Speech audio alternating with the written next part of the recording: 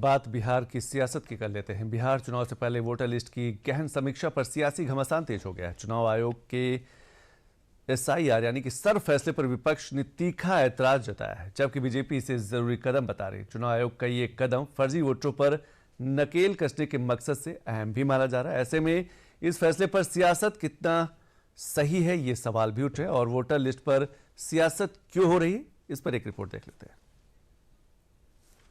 अगर आपको ये एसआईआर रिवीजन, इंटेंसिव रिवीजन करना था तो ये अचानक लगभग जून के अंत में घोषणा कैसे की?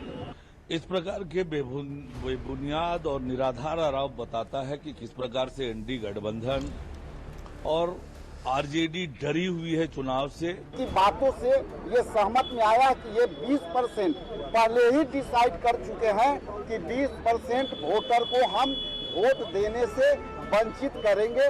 इंडी गठबंधन के लोग चार्टर अकाउंटेंट हो गए, ये हमको आज पता चला। तो चुनाव आयोग की एक व्यवस्था है, चुनाव आयोग अपने सिस्टम से चुनाव कराता है। चुनाव हारते हैं तो अपने आप को बचाना है, इसलिए इलेक्शन कमीशन पर निशाना है। बिहार चुनाव से ठीक पहले ये शोर चुनाव आयोग के एसआईआर के फैसले पर है। दरअसल चुनाव आयोग ने बिहार के वोटरों से उनके और उनके माता पिता के जन्म से संबंधित प्रमाण पत्र की मांग की है और बिहार में वोटर लिस्ट के इस विशेष गहन पुनरीक्षण यानी एसआईआर स्पेशल इंटेंसिव रिवीजन से विपक्ष ने कड़ा ऐतराज जाहिर किया है। कांग्रेस, आरजेडी, सपा, एनसीपी समेत विपक्षी गठबंधन के 18 सदस्यीय प्रतिनिधि मंडल ने चुनाव आयोग से मुलाकात की और जब मुलाकात में भी बात नहीं बनी तो चुनाव आयोग पर ही आरोप मढ़ दिए। अगर आपको ये एसआईआर रिवीजन, इंटेंसिव रिवीजन करना था तो ये अचानक लगभग जून के अंत में घोषणा कैसे की? पहली बार ये निर्णय कैसे और क्यों लिया? मान भी लिया जाए कि एसआईआर की आवश्यकता है तो उसको जनवरी, इस चुनाव के बाद, दिसंबर जनवरी के बाद इत्मीनान से, व्यापक रूप से, बहुत ध्यान से किया जा सकता था। वो करोड़ों लोग हैं ऐसे बिहार में, अल्पसंख्यक, गरीब, जो लोग लेबर करने बाहर जाते हैं, जो बाढ़ से पीड़ित हैं, जो पिछड़े वर्ग हैं, वो क्या अगले 2 महीने 3 महीने तक भाग दौड़ करते रहेंगे ऐसे दस्तावेज देने के लिए?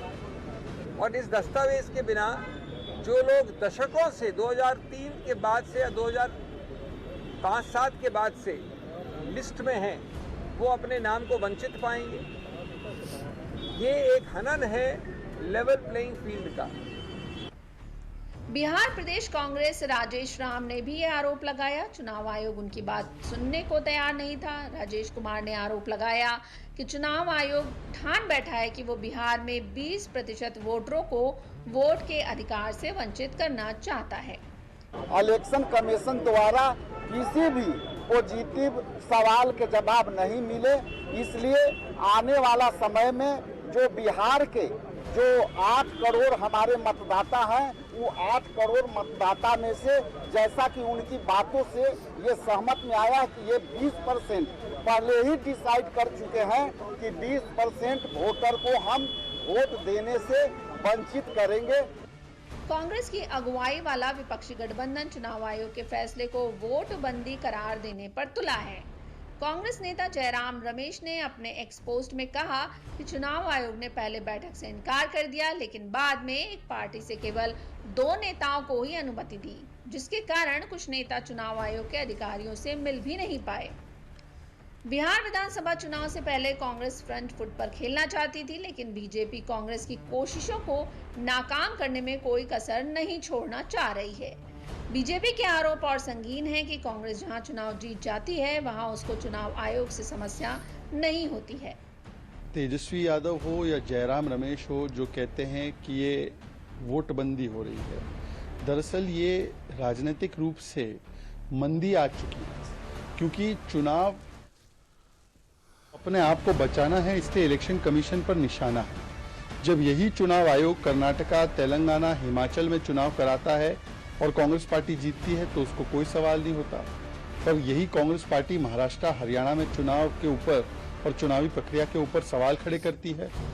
जिस प्रकार से जिन लोगों ने फेक वोटर और जिन लोगों ने बूथ कैप्चरिंग को अपना स्पेशलाइजेशन बना दिया था, आज वो पोल से पहले, जो चुनावी प्रक्रिया से पहले एक इलेक्टोरल रोल की जो एक प्रकार से प्रॉपर जो उसकी इंटेग्रिटी को चेक करने के लिए और उसमें कोई गलत वोटर ऐड ना हो और उसमें जो नए वोटर्स जिनको मौका मिलना चाहिए वोट करने का संविधान के हिसाब से, उनको मौका मिले, ये प्रक्रिया अपनाई जा रही है, तो उस पर वो सवाल खड़े कर रहे हैं। विपक्ष ये दावा